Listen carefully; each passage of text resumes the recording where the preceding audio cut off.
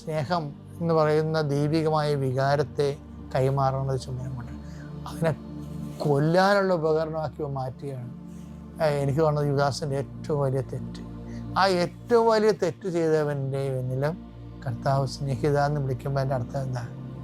ആന്തരിക മനുഷ്യൻ്റെ ബലം പ്രാപിക്കലാണ്. എഫേസ്യൻസിലെ 3:16 അവിടുത്തെ മഹത്വത്തിന്റെ സമ്പന്നതയ്ക്ക് യോജിച്ച വിധം.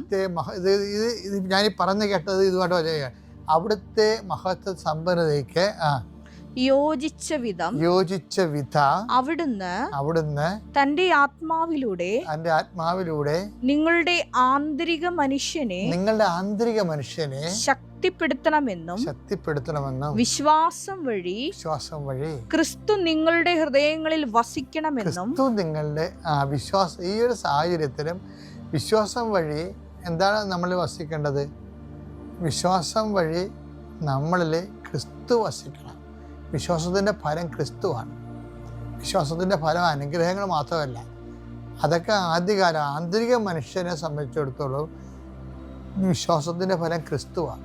നമ്മൾ ഈ ഒരു സാഹചര്യത്തിൽ ക്രിസ്തുവിന് സാക്ഷ്യം വഹിച്ചുകൊണ്ട് സാധാരണ മനുഷ്യർ പെരുമാറുന്നതിനേക്കാൾ സപ്ലിമെൻറ്റഡ് ആയിട്ട് സുവിശേഷ പെരുമാറുമ്പോൾ ക്രിസ്തു നമ്മൾ ജീവിക്കുകയാണ്. നമ്മളുടെ ആന്തരിക മനുഷ്യൻ ബലം പ്രാപിക്കുകയാണ്. അതാണ് ശരിക്കും പറഞ്ഞാൽ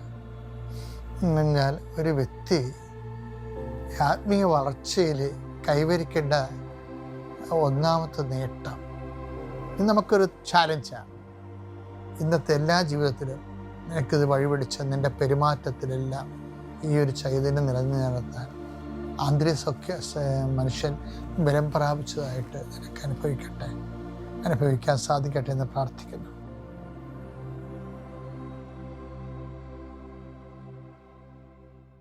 അത്യപൂർവ ദൈവാനുഭവങ്ങൾ ഇനി നിങ്ങൾക്കും സ്വന്തം.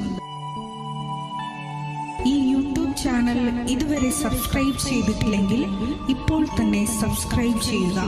ഈ വീഡിയോ ഇപ്പോൾ തന്നെ നിങ്ങളുടെ സുഹൃത്തുക്കൾക്ക് ഷെയർ ചെയ്തുകൊണ്ട് കർത്താവിൻ്റെ പ്രേക്ഷിതരാകുക.